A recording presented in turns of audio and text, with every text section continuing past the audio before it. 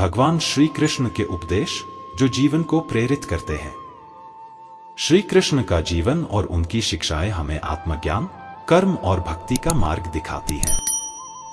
यहाँ पर उनके कुछ प्रमुख उपदेश हैं जो प्रेरणा देते हैं। 1. कर्मयोग, कार्य करते रहो, फल की चिंता मत करो। श्री कृष्ण गीता में कहते हैं, कर्मण्येवाधिकारस्ते मा फलेषु कदाचन।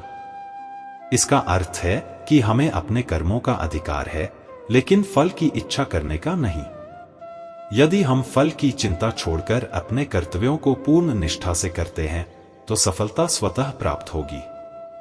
2. संसार में समभाव बनाए रखो।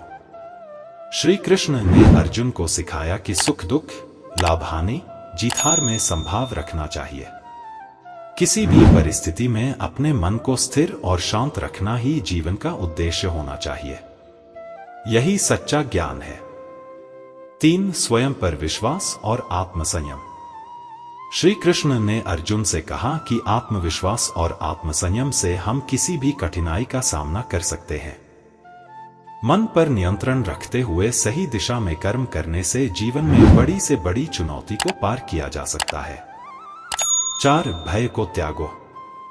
भगवान श्री कृष्ण कहते हैं, जो व्यक्ति अपने मन में भय को स्थान देता है वह कभी सफल नहीं हो सकता। आत्मविश्वास और धैर्य से ही हम जीवन में विजयी हो सकते हैं। 5. भक्ति और समर्पण का मार्ग।